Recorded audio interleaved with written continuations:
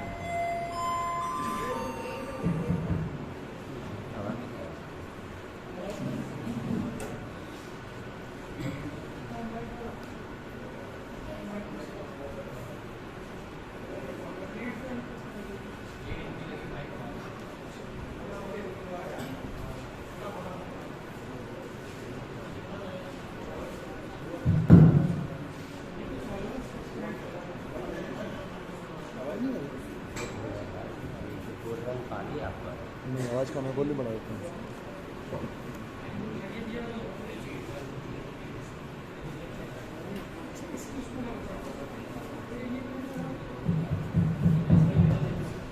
Hello hello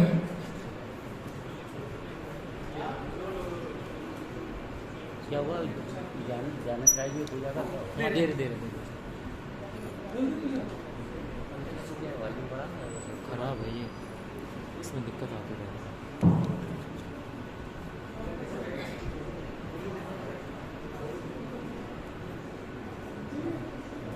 अपने में लगाओ ना, इसकी लीड से भी अपने में लगाओ।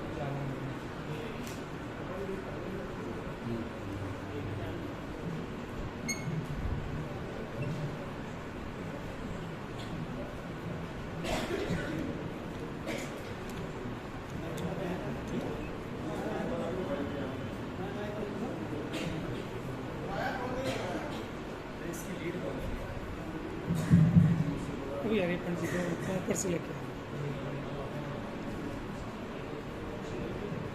माइक वाले को बुलाया अभी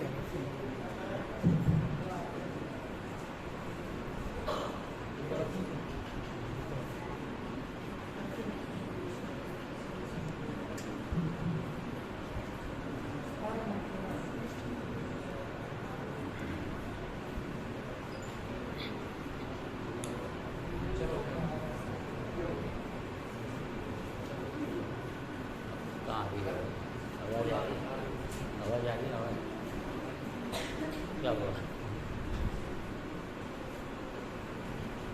आवाज़ तो बंद ही गई है। इसका बोले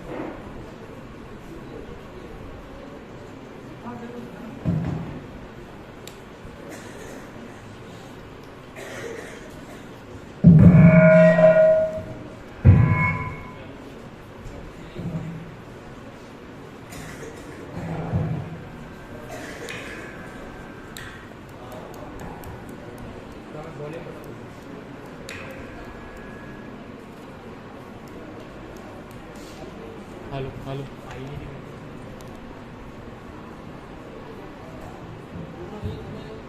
हेलो हेलो हेलो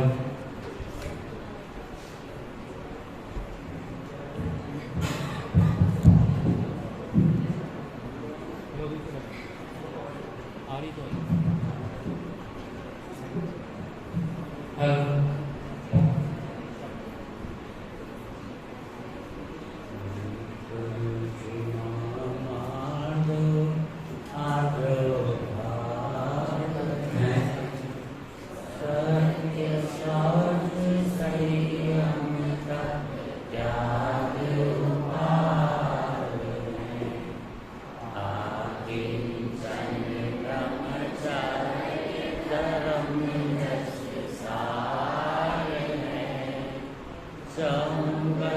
दुख के कारी मुक्ति करतारे।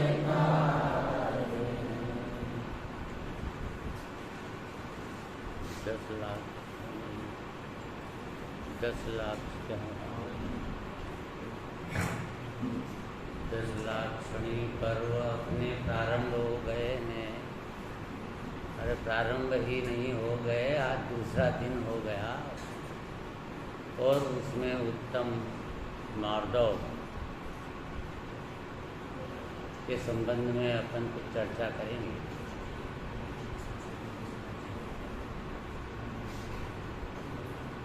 न मार्दवम इति मृदुर्भावम मार्दवम, अर्थात मृदुता का जो भाव है वही मार्दव है।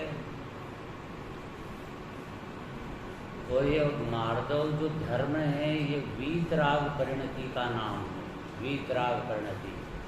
मुनिराज जब ध्यानस्थ होते हैं तो उनमें कषाय का अभाव होता है, तो क्रोध कषाय का अभाव होता है उस वीतरागता में, तो उस वीतरागता को क्षमा कहते। और उसमें मान का भी अभाव है, तो मान के अभाव की तरफ से देखते हैं तो उसी वीतरागता का नाम उत्तम मार्दव है। मायाचारी के अभाव को देखते हैं तो उसका नाम आर्जव है, और उसी में लोभ का अभाव देखते हैं तो उसी का नाम शौच है। इसलिए धर्म 10 नहीं है, धर्म के लक्षण 10 हैं। आज उत्तम मार्दव के संबंध में कि मार्दव में मान का अभाव होना चाहिए, तो यहाँ पर गाथा उससे चलते हैं ज्ञानत राय जी की पूजा में कि मान महाविषरूप करहि नीच गति जगत में, कोमल सुधा अनूप सुख पावे प्राणी सदा। मान महाविषरूप, ये मान करण को कौन ठिकाना। ये मान जो है वह उस काल में अगर आयु कर्म बन जाए तो हाथी बनता है अगले जन्म। ऐसी बात है ये कि मेरी नाक लंबी रहना चाहिए, नाक लंबी रहना चाहिए, समाज में, देश में, अपने घर में भी मेरी चलना चाहिए। मैं हूँ ये मान है। तो ये मान ये इस काल में यदि आयु कर्म बनता है तो हाथी बनना है, पक्की बात है। तो नहीं साहब मेरे को हाथी नहीं बनना है, मान करना छोड़ दो, तो कौन बनाने वाला है आपकी। पर ये जो मान है उसका नाम घमंड है। वह क्या है कि वो जो मान करना है, घमंड करना है, मैंने मान मतलब अपनी बड़ाई। अरे पर को निंदे आप बड़ाई, बांधे नीच गोत्र दुखदाई। क्या है मान? तो ये मान से वो जो है असली बात ये है कि इसको अपनी बड़ाई करना पसंद है, क्योंकि इसका स्वभाव ही बड़ा है। ये अपना जो द्रव्य स्वभाव है, आत्मा, वो भगवान है। तो ये भगवान करे कि इसको रहने की इच्छा होती है, अंदर से परिणाम इसी उत्पन्न होता है कि मैं बड़ा दिखूं, बड़ा दिखूं। और इसको पता ही नहीं कि अपना जो द्रव्य स्वभाव है वो इतना विशाल महान भगवान है। तो तुम मानना अपने द्रव्य को सबसे बड़ा मान, 3 लोक में सर्वश्रेष्ठ अपना शुद्धात्मा है, करना इसकी अनुभूति और अपने को 3 लोक का नाथ इतना ऊंचा मान। तो जो है एक्चुअल में उसको मान। हम बाहर में परद्रव्य के लिए कुछ नहीं है, तो फिर मैं परद्रव्य से बड़ा हूँ और ये हूँ, ये मेरे से छोटे हैं, ये इस प्रकार से विचार करने की क्या जरूरत आ रही है इसको। अरे हमें 3 ये द्रव्य जो स्वभाव है मेरा, परम पारिणामिक भाव है, ये वो 320 गाथा समय सार जी में इस अपने आत्मा को ये कहा, सकल निरावरण अखंड एक प्रत्यक्ष प्रतिभासमय अविनश्वर शुद्ध पारिणामिक परम भाव लक्षण रूप निज परमात्म द्रव्य है यही में। कहाँ ये ऐसा स्वरूप मेरा और कहाँ उसको भूलकर यह मान करता है। तो मान में यहाँ पे इसे ऐसा कहते हैं उत्तम माधव गुण मन माना, मान करन को कौन ठिकाना, पशुनि को माही ते आया, डमरी रूपन भाग बिकाया। रूपन बिकाया भाग बस दे, एक इंद्रिय भया उत्तम हुआ चांडाल, हुआ भूप कीड़ों में गया, जीतव्य यौवन धन गुमान कहा करे, जल बुध बुधा करी विनय बहुगुण, बड़े जन की ज्ञान का पावे उदार। वो धर्म क्या चीज है कि मार्दव धर्म क्या चीज है? मार्दव जो गुण है मन माना, हे मेरे मन मान जा। मार्दव गुण महान है, मन को बना रहे ना ये उत्तम मार्दव गुण मन माना, हे मन मेरे मान जा, मेरे मन ने मान लिया, ऐसा मन माना। मान करन को कौन ठिकाना, हे मेरे मन मान जा, मान करने का वाले का कोई ठिकाना है नहीं।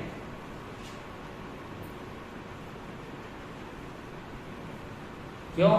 क्योंकि अपना भूतकाल तो देखो कि वसो निगोद माहिते आया, नित्य निगोद से कड़कर आया, और लट बना चींटी बना, तो लट और चींटी बना तो ये इतना कठिन काम था जैसे चिंतामणि रतन प्राप्त करना। निगोद से निकल के एक इंद्रिय में दो इंद्रिय में आना, त्रस पर्याय में, ये चिंतामणि रत्न प्राप्त करे इतना कठिन है। तो दो इंद्रिय की अगर तीन इंद्रिय, चार इंद्रिय, पंचेंद्रिय मनुष्य हो गया है, बहुत दुर्लभ में दुर्लभ। अब इसका सब वर्णन है बहुत जबरदस्त, इसकी दुर्लभता कैसी है मनुष्य भाव की, लेकिन उसकी द्रव्य से, क्षेत्र से, काल से, भाव से सबसे अत्यंत दुर्लभ इस मनुष्य भाव को बताया गया है। तो ये जो मनुष्य भाव है इसके अंदर आया यहाँ पर, तो ये घमंड कर रहा है कि मैं बहुत बड़ा हूँ। अरे देख तो कहाँ से अपने आया हूँ, यहाँ आया और अब यहाँ पे अगर आत्म साधना नहीं की तो वापिस से गया, तो वहाँ पे चार इंद्रिय, तीन इंद्रिय, दो इंद्रिय, एक इंद्रिय बनना पड़ेगा, नहीं बनना पड़ेगा। ये पांच इंद्रियाँ मिली है तो उसको ये जो रसना इंद्रिय मिली है किस लिए मिली है? भगवान के गुण गाओ, प्रभु गुण गाओ, इसलिए मिली है कि गालियाँ बको इसलिए मिली है। इसका सदुपयोग करना चाहिए, दुरुपयोग तो नहीं करना चाहिए। घ्राण इंद्रिय का भाई श्वास ले रहे हैं और सुगंध, ये सुगंध है, वो सुगंध उसको ये विचार करो कि इंद्रियों से ज्ञान होता है क्या? इंद्रियां तो मिली है, लेकिन इंद्रिय से ज्ञान होता है कि ज्ञान अतीन्द्रिय होता है? ज्ञान हमको अतीन्द्रिय होता है। तो जैसे सुगंध का ज्ञान हुआ, घ्राण इंद्रिय निमित्त मात्र की, उपादान से ज्ञान गुण की पर्याय में यह ज्ञेय बना। क्या सुगंध है, दुर्गंध है, ये ज्ञेय बन रहा है। ये चक्षु इंद्रिय का निमित्त से काला है, पीला है, लाल है, नीला है, सफेद है, ये उसे उसको ज्ञान के अंदर ज्ञेय बन रहा है। ये अंदर ज्ञान की पर्याय में, और डायरेक्ट ज्ञान अंदर से प्रकट हो रहा है। जानने की पर्याय ज्ञान गुण में से घड़ी घड़ाई निकलती है। इसमें ऐसा बिल्कुल भी नहीं होता कि अपन ये इंद्रियों के निमित्त से जान रहे हैं। निमित्त से कार्य होता ही नहीं है, कार्य तो उपादान से होता है। तो हमारी उपादान से ज्ञान की पर्याय हमारा वो अंदर से उत्पन्न होती है ऐसी कि इसलिए निरर्थक क्रोध करता है, मान करता है। मेरे ज्ञान के अंदर अपने को दिखा कि संयोग में करोड़ रुपया इकट्ठा हो गया है, ये आकार ज्ञान में नजर आया। ये संयोग में तादाद में नहीं हो गया, संयोग में हो गया। तो ये जैसे ज्ञान में आया तो इसको तत्काल सावधानी करना थी कि ये ज्ञान में, मेरे ज्ञान तो अंदर से आ रहा है। करोड़ रुपए जैसे खुदगल मेरे ज्ञान में ये झलक रहा है, ये झलकने रूप ये आकार मेरा है, इसमें ज्ञान ही ज्ञान है। धन अंदर आया ही नहीं ज्ञान में, घुसे ही नहीं ज्ञान में। ये क्या ज्ञान में घुस जाता है क्या? तो ज्ञान तो ज्ञान ही है। अब इस ज्ञान को बिल्कुल शांति से समझता, विचारता, तो उस ज्ञान के अंदर में भगवान आत्मा बैठा हुआ है। उपयोग में उपयोग है, उपयोग नहीं क्रोधादि में। उस उपयोग में भगवान आत्मा बैठा है, उपयोग में उपयोग बैठा है, उपयोग नहीं क्रोधादिक में है। उसी तरह नहीं द्रव्य कर्मों में उपयोग है और नहीं वहाँ पे बाहर के 9 कर्मों में उपयोग। उपयोग में तो ज्ञानोपयोग में तो भगवान आत्मा रूपी उपयोग विराजमान। 2 उपयोग है, एक उपयोग तो जानन क्रिया और एक दूसरा उपयोग उसमें व्यायक। ये वस्तु का स्थिति को हमें परिज्ञान करेंगे तो ये निश्चित बात है कि इसके अंदर से वो मान कषाय मिटेगी। और ये इसको यहाँ पे बताया कि तू जो घमंड करता है, देखो एक क्षण की बात है, उत्तम हुआ चांडाल हुआ। पहले यहाँ रुकन भिकाया भागवस्ते, रुकन फ्री में बिक रहा था, बिक रहे सब्जी वाले के यहाँ जाओ और उसके बाद में वो है ना वो देता था। पहले के ज़माने में मिर्ची डाल के देता था, धनिया ये करते थे ना, इसको मुफ्त कहते हैं, मुफ्त।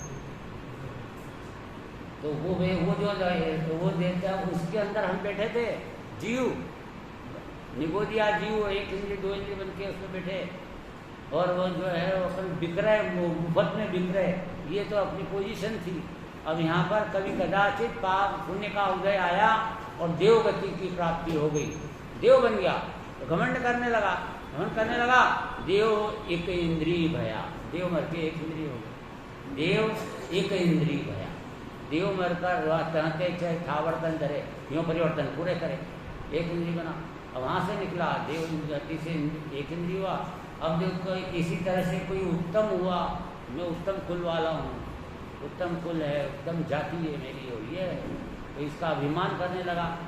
कुल मत, जाति मत, धन बल, बल मत, ज्ञान मत, तप मत, प्रभुता मत, ये 8 प्रकार के मद ये वो करने लगा। तो उत्तम हुआ, मरा, चांडाल हुआ। उत्तम मर के चांडाल बन गया, उत्तम हुआ चांडाल हुआ और धूप कीड़ों में गया। बड़ा राजा था वो मर के और कीड़ा बन गया। वो तो कहानी सबको पता ही है, 7 दिन बाद मरेगा वाली बात है ना, सबको पता है। राजा था, वो जंगल में गया। अब उस जंगल में उसको एक मुनिराज थी, छोटी उम्र थी और उनका कलर शरीर का हरा कलर था बिल्कुल। अब उसको देख करके उन्होंने कहा ये रत्न जैसा शरीर वाला बालक और ये यहाँ पे नग्न बैठा है और जंगल में बैठा है। बड़े प्रभावित तो हुए वो देख के, लेकिन वो खड़े हो गए और कहे ये बालक तुम इतने सुंदर और ये ऐसा है तो तुम क्या कर रहे हो यहाँ जंगल में, चलो मेरे साथ,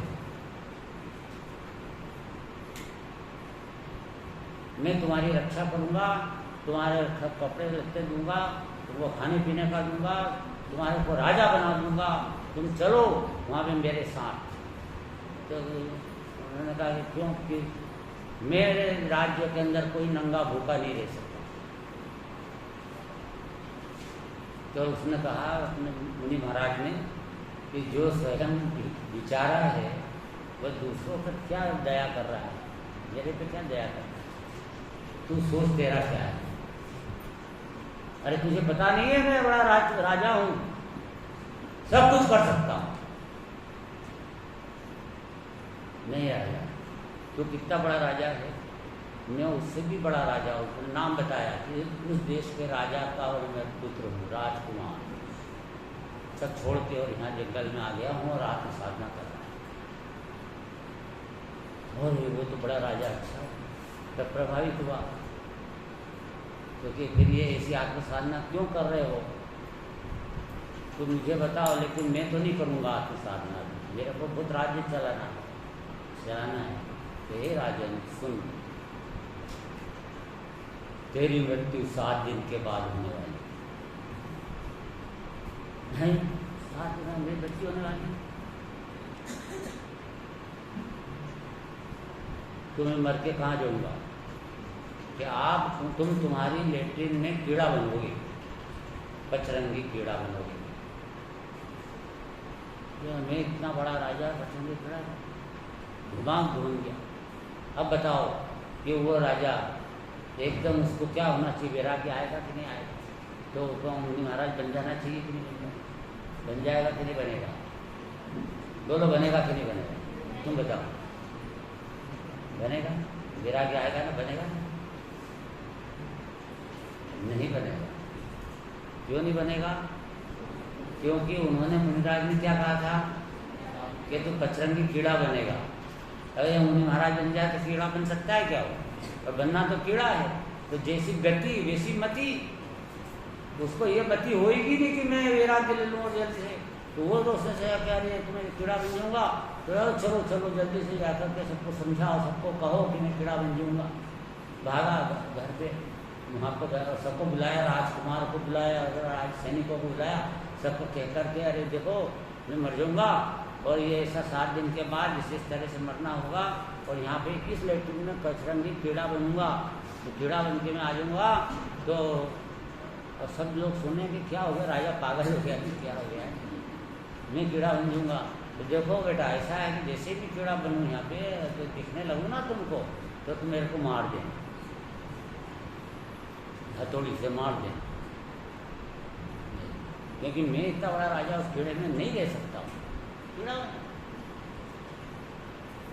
तो भैया क्या करे, उनके पिताजी की आज्ञा, सब करके सब तैयारी करके बैठे सब।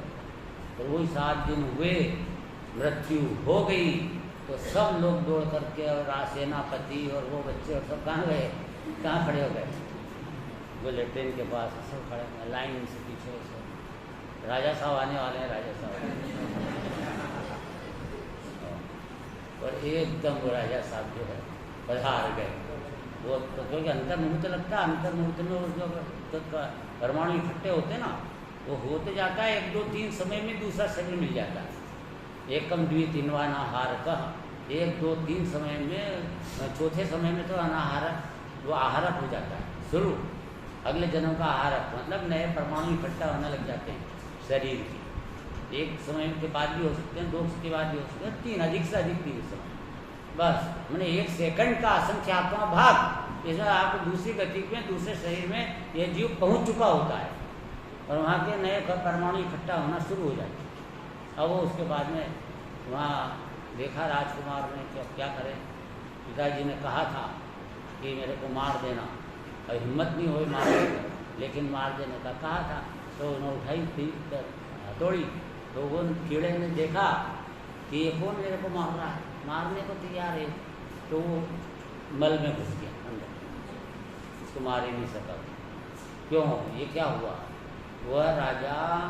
वो राजा जब उसमें कीड़ा बना तो उसको जो पर्याय की प्राप्ति हुई, उसको कहते हैं प्राप्त पर्याय में तन्मय होना। जो पर्याय मिलती है उस पर्याय में वो तन्मय हो जाता है और पुरानी पर्याय सब भूल जाता है। जैसा अपन अनादिकाल से भूल चुके हैं, अपना जीव भी चारों गतियों में अनादिकाल से रखड़ रहा है और आज भवन में बैठा हुआ अपने को देख रहा है, तो भवन में नहीं बैठा है, पंच परावर्तन के भवारणाओं में, उसके मध्य में जंगल में बैठा हुआ है। तो समझ के 4 दीवारी में महल में और सुरक्षित हूँ, बिल्कुल भवन परिभ्रमण कर रहा है। तो सब आप डरा रहे हो, हम डरा नहीं रहे, यथार्थ बताकर उस परिभ्रमण से निकलने का उपाय दिखा रहे हैं। तो अनंत करुणा है, जब जाकर के अपने को ये परमेष्ठी उपदेश देते हैं, ये ऐसा कोई नहीं है, अनंत करुणा है उनमें कि इस जीव का हित हो, ऐसा हित हो। ये ऐसी, इसका नाम है देव इतनी भया और उत्तम हुआ, चांडाल हुआ, भूप कीड़ों में गया, राजा कीड़े में चला गया। वही कहानी के लिए इन्होंने लिखा, भूप कीड़ों में गया।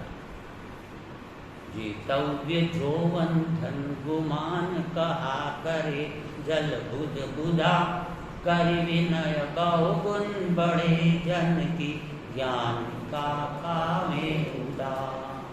यहाँ यह जीतव्य अपना है, जोवन है, धन है, ये सब क्षण भंगुर है, क्षण भंगुर, सब विलय को प्राप्त होने वाला है, देखते देखते समन हो जाएगा। और इसलिए ये धन बिजली के जैसी चमक होती है, क्षण भर की, ऐसा ये धन दौलत शरीर ये संयोग ऐसा दिखाई देता है और एकदम नष्ट हो जाता है, देखते देखते विलय होता है। इसलिए ऐसी स्थिति को देखते हुए तो कर विनय बहुगुण बड़े जन की ज्ञान का पावे उदा, ऐसी स्थिति देखते हुए कि सब नाश होने वाला है, कि इसलिए तो विनय कर बड़े जनों की, जिससे ज्ञान का उदा तेरे को प्राप्त हो। मैंने ज्ञान का उदा मतलब क्या? उदा का अर्थ होता है उदय, तेरे ज्ञान का उदय। जैसे सूर्य का उदय होता है, प्रभात होती है, ऐसे अपनी आत्मा में से ज्ञान के प्रभात प्रकट होएगी, तो फिर केवल ज्ञान की दोपहर भी आ जाएगी। इसलिए ये जो है पहले यहाँ पे अपने को जितो भी यौवन के चक्कर में मत पड़, वो तो जल बुदबुदा है। तू बहुजन बड़े जन की विनय कर। विनय के क्यों आया शब्द यहाँ पे? विनय इसलिए आया कि माधव का प्रकरण है ना, विनय मतलब कि नमन करना। अपन ने आज सुबह भी पूजन में वो जो विनय का आज प्रकरण चल रहा था, माधव की पूजा चल रही थी ना, तो उसके अंदर में भी सब जितने भी छंद चढ़ाए वो सब नमन करने के चढ़ाए। उन सबसे पहले ही ये नमन करने को दिया है कि देव वीतराग सर्वज्ञ तारक सही दोष अष्टादश तासु माही नहीं, नमन तीन पद करे धर्म मार्दव कयो, सो जजो चारो गति माही धर्मन गयो। मतलब क्या हुआ इसका कि ये कि यहाँ पर जो है चक्रवर्ती था, एक चक्रवर्ती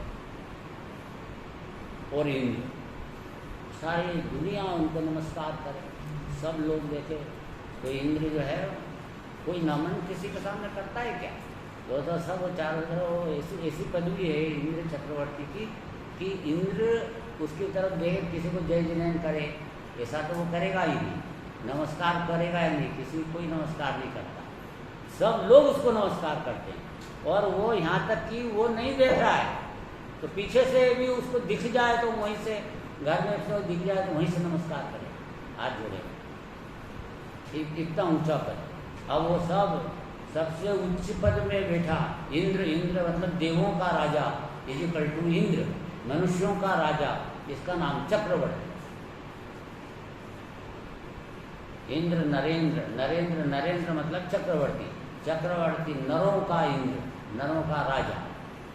अब ऐसा ये जब देखा इंद्र और चक्रवर्ती तो वो कोई किसी तो घमंड दिखाए, अंदर में मान आता है, उसको पता है कि मेरे मान को मुझे तोड़ना है, ये तो मार्दव ग्रहण करना है। सम्यक दृष्टि है ना वो पुरुष, तो मार्दव की किरण तो उसमें आ चुकी है अंदर में।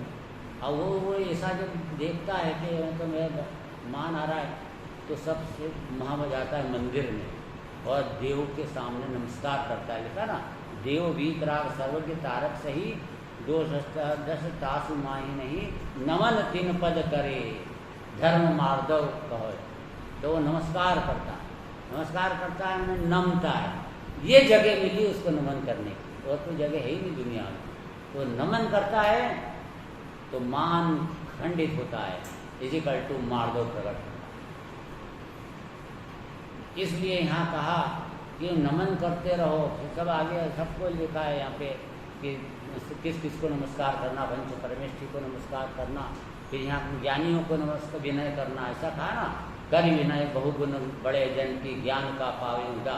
तो जो भी अगर कोई को अपने को ज्ञान प्राप्त करना है तो ज्ञानियों के संग में रहो, उनके से विनय करो, तो उनके निमित्त से अपने ज्ञान की उज्ज्वलता होगी, और कोई उपाय है नहीं। इसलिए ज्ञानियों के साथ दोस्ती करो, उनका आचरण, उनके साथ आचरण सीखो, उनके ज्ञान प्राप्त करो। ये सब कुछ मामला अपना जीवन का धन्य समय यही है कि हम पंच परमेष्ठी के साथ रहें, ज्ञानियों का संग करें, प्रवचन सुने, स्वाध्याय करें, घर में बैठ कर के भी स्वाध्याय करें। ऐसा शब्द है, देखो अपने गुरुदेव कांजी स्वामी के 14 घंटे के आसन था, 14 घंटे बैठते थे, मैंने 14 घंटे का स्वाध्याय पर डे, सुबह से रात एक धुनात्मा भगवान। और स्वाध्याय जो है 5 प्रकार का होता है, वाचना, प्रचना, आमनाय, अनुप्रेक्षा, धर्मोपदेश, सब तरह का स्वाध्याय चलता, दिन भर ही काम करना। देखो वाँचते हैं तो ये तो स्वाध्याय हुआ ही, खुद पढ़ोगे घर पे स्वाध्याय। प्रचना, प्रश्न पूछोगे तो भी स्वाध्याय, आमना है। रोज जो पाठ बोलते हैं ना प्रतिदिन, वो भी स्वाध्याय है। गुरुदेव रोज 20 लिंग ग्रहण के 20 बोल रोज बोलते थे डेली। 47 शक्तियाँ बोलते, 47 नए। सुबह उठते ही सब पाठ हो करते, सब सीखे, सब बड़े बड़े ज्ञान की बातें वो अपने ज्ञान में लेना, ये सब कर्तव्य होता है सब। तो उन्होंने वो चलता ही था। और उसके बाद एक ही सब अनुप्रेक्षा, मतलब चिंतन मनन में रहो, चिंतन मनन में रहो। तो जो चिंतन मनन है वो भी स्वाध्याय है, स्वाध्याय का अंग है। तो विचार करोगे तो स्वाध्याय का अंग बोला ना अनुप्रेक्षा को, शरद। अब कौन सा अंग रह गया? धर्मोपदेश, ये भी स्वाध्याय है।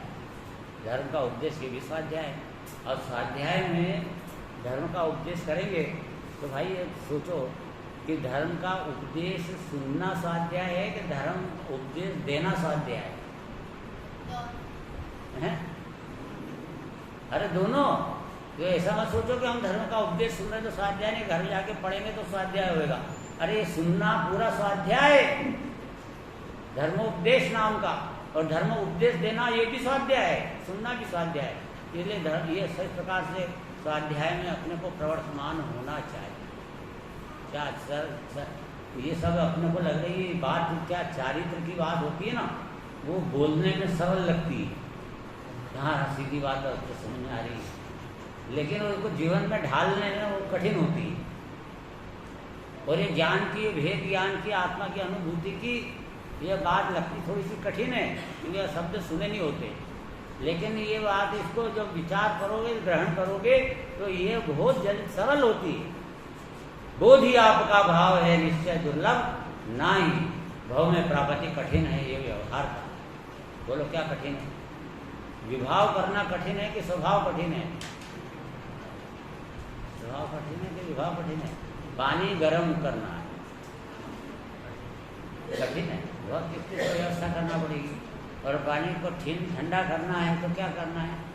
सरल है, क्योंकि उतार तो बस सिगड़ी से उतार तो अपने आप ही ठंडा होता है, करना ही नहीं पड़ता, क्योंकि वो उसका स्वभाव है। ऐसे आत्मा को स्वभाव है अपना कि वो अपने आप ही पर से उसको हटाओ।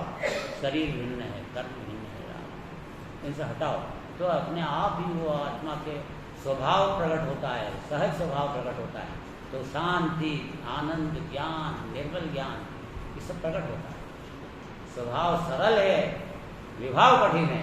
पर हमको अनादि से आदत पड़ी विभाव की, क्रोध, मान, माया लोग सरल लग रहा है ये, तो वो ये इसको उससे निवृत्ति प्राप्त करके यह स्वरूप में प्रवृत्ति करने का पूर्ण प्रयास करना चाहिए। तो देखो इसके लिए हमको 5 हम आपको भेद विज्ञान के पॉइंट बताते हैं। भेद विज्ञान के 5 विचार करना। नंबर 1, स्वद्रव्य और परद्रव्य के बीच भेद विज्ञान।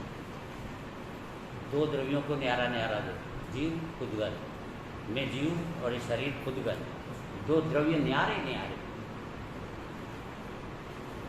तो पहला पॉइंट क्या हुआ? स्वद्रव्य और परद्रव्य के बीच भेद विज्ञान। नंबर 2,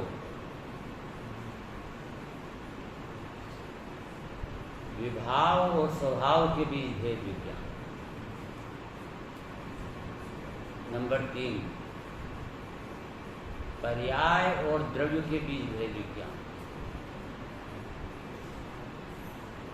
नंबर 4, गुण और द्रव्य के बीच भेद विज्ञान। और नंबर 5, द्रव्य और द्रव्य के बीच भेद विज्ञान।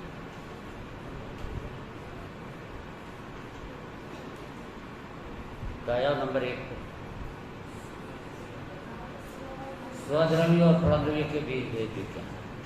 बहुत महान पॉइंट है ये, महान। इसी से कल्याण होने वाला, यही क्रम से कल्याण होने वाला, और कोई दूसरा उपाय है ही नहीं।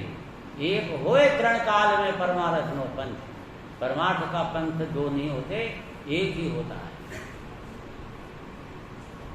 चलो, स्वद्रव्य और परद्रव्य के बीच भेद विज्ञान। परद्रव्य में आत्मा को छोड़कर जितने कोई पदार्थ हैं सब परद्रव्य हैं।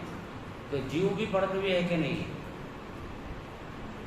जीव भी परद्रव्य है कि जीव स्वद्रव्य है?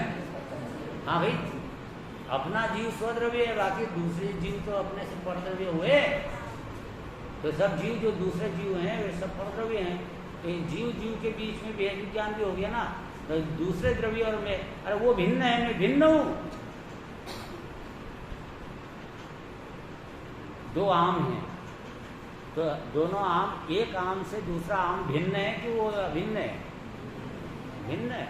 अब वो दोनों को मिला कर समझो कि तो एक है, एक हुए कहाँ, तो दोनों भिन्न भिन्न पड़े और अपना अपना परिणमन कर रहे हैं। वो हरे से पीला की तरफ परिणमित हो रहा है और वो आम खुद अपना काम कर रहा है। दूसरा आम वो हरा से पीला हो रहा है, जैसा भी उसका परिणमन होना है, कि सड़ रहा है कि क्या भी हो रहा है, वो उसका काम वो कर रहा है, इसका काम ये कर रहा है। हर द्रव्य स्वतंत्र स्वतंत्र अपना अपना काम करते हैं। मैं जीव द्रव्य मेरा काम करता हूँ, पुद्गल द्रव्य शरीर अपना काम करता है। देखो शरीर है, बालक से जवान हुआ किसने किया? बुढ़ा हुआ किसने बनाया? हर क्षण क्षण परिवर्तन होता है, कौन करता है? इस दाढ़ी के बाल बढ़ते हैं तो प्रति समय समय समय समय बढ़ते हैं, वो कौन बढ़ाता है? मैं बढ़ाता हूँ, बैठे बैठे खींचता हूँ, क्या कैसे बढ़ जाए? अपने आप पुद्गल परिणमन कर रहा है, छह द्रव्य परिणमन कर रहे हैं। अपने हाथ में ये संयोग है ही नहीं, ये उदयानुसार व्यवस्था है। यह अपने उदयानुसार है। मैं भिन्न बैठा हुआ ज्ञाता दृष्टा भगवान आता हूँ। तो दो द्रव्य के बीच में भेद विज्ञान नंबर 1। नंबर 2, विभाव और स्वभाव के बीच भेद विज्ञान। तो विभाव स्वभाव में क्या क्या लेना? विभाव माने मलिनता, तो और स्वभाव निर्मलता। तो द्रव्य आत्मा का, आत्मा के अंदर जो विभाव हैं, अर्थात मोहनी कर्म के उदय के निमित्त से जो भी परिणमन हुआ है, जैसे कि मिथ्यात्व है, दर्शन मोहनी के उदय में हुआ, और राग द्वेष है, ये क्रोध मान माया लोभ, ये सब क्या है? चारित्र मोहनी के उदय से प्रकट हुए। ये सब प्रकार के विकार, हास्य, रति, अरति, शोक, भय, जुगुप्सा, पुरुषवेद, स्त्रीवेद, नपुंसकवेद, ये सब ये विकारी भाव हैं। विकार जीव की परिणति में विपरीतता है, विपरीतता है। स्वभाव की जगह विभाव है। स्वभाव विभाव के बीच भेद विज्ञान करो कि अपने अंदर में स्वभाव क्या है, विभाव क्या है। तो स्वभाव से विभाव को भिन्न जानो। अब समझ में नहीं आ रही स्वभाव विभाव, तो समझ में आती है बात, जैसे नहीं आती। ये थर्मामीटर से बुखार नापा, डॉक्टर ने बुखार नापा, कितना बुखार है? तो क्या कि 100 डिग्री। और 100 डिग्री बुखार का अगर उसकी दवाई वो दे दे, 100 डिग्री के उतारने की दवाई दे दे, तो मरीज तो राम राम सत्य हो जाए, सत्य मर जाए। क्या बात करते हो साहब, उसमें क्या मर जाए इसमें साहब? देखो भाई, डॉक्टर है, वो समझदार है, वो क्या करता है कि ये 100 डिग्री में 98.4, ये तो बिल्कुल उसका स्वभाव है, नेचुरल है शरीर का। ये बुखार नहीं है। कितना तापमान रहना चाहिए उसको? 98.4, ये तो उसका स्वभाव है। 98.4 के ऊपर कितना वो जो है विभाव है, तो उसके ऊपर कितना है विभाव है? तो 1.6 ओनली। कितना सा बुखार है? 1.6, न कि 100 बुखार नहीं है, वो 1.6 बुखार है। तो उसको उतारने की दवा देता है वो, और वो पूरे 100 के 100 डिग्री उतारने की दे देगा तो मरेगा कि नहीं मरेगा?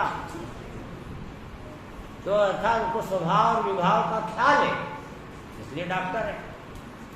तो अपने को अपने आत्मा के डॉक्टर बनना है। तो अपने अंदर में, मेरे आत्मा के अंदर में विभाव, ये विकारी भाव जो हैं, ये मेरे विभाव हैं, और मेरे अंदर में ही तो अंदर जानना, देखना, रूप जो परिणमन है, और जिस पदार्थ का परिणमन है, वो मेरा स्वभाव है। मैंने आत्मा द्रव्य स्वभाव, मेरा गुण स्वभाव, और मेरी निर्मल पर्याय मेरा स्वभाव। यानी जानना देखना भी मेरा स्वभाव, मैं ज्ञान से जानता हूँ, ये स्वभाव नेचुरल है। आत्मा का नेचुरल परिणमन है जानना देखना। तो ये जानना देखना, ये इस स्वभाव को अलग छांटो और विभाव अलग करो और विभाव को से अपनी दृष्टि हटाओ और स्वभाव में अपनी दृष्टि को टिकाओ। ये कार्य बैठ के शांति से ध्यान के कार्य